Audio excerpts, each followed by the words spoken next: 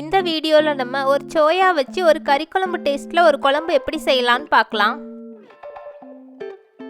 நான் medium size soya chunks எடுத்திருக்கேன். அது மூழ்கிற அளவுக்கு தண்ணி சேர்த்து 1/2 அன் ஹவர் அப்படியே வச்சுருங்க.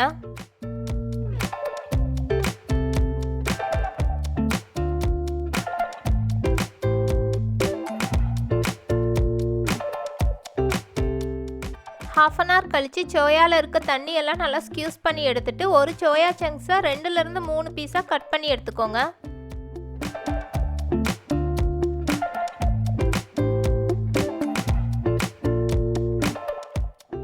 குழம்புக்கு தேவையான கிரேவி அரைக்கிறதுக்கு தேங்காய், இஞ்சி, பூண்டு எடுத்திருக்கேன். நல்லா ஃபைன் பேஸ்ட்டாக அரைச்சி எடுத்துக்கோங்க.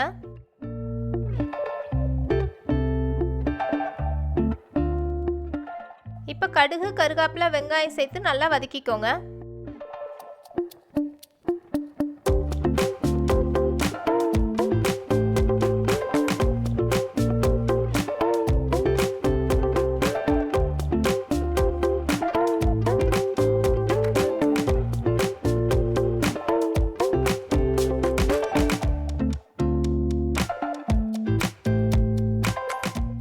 வெங்காயம் நல்லா வதங்கினதுக்கப்புறம் தக்காளி சேர்த்துக்கோங்க. தேவையான அளவு உப்பு சேர்த்து நல்லா வதக்கி எடுத்துக்கோங்க.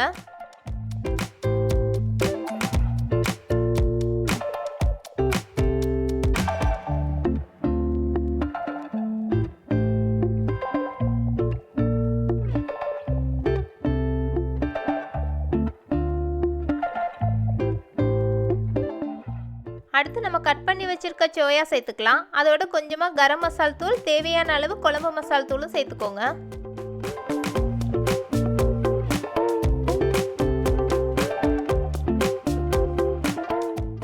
மசாலா சேர்த்துட்டு 5 மினிட்ஸ் லோ ஃப்ளேமில் வச்சு நல்லா கிளறிக்கோங்க. சோயாலெல்லாம் நல்லா மசாலா செட் ஆகும்.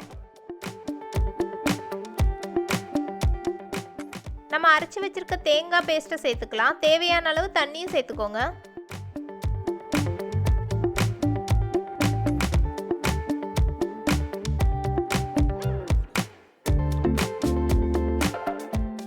கொஞ்சமாக கொத்தமல்லி இலையும் சேர்த்துக்கோங்க.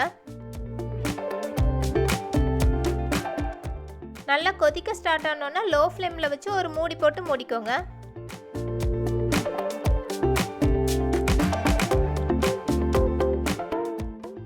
to 20 மினிட்ஸ் லோ ஃப்ளேம்லேயே வச்சுருங்க. இப்போ நமக்கு சூப்பரான கறி குழம்பு டேஸ்ட்டில் சோயா குழம்பு ரெடி ஆயிடுச்சு.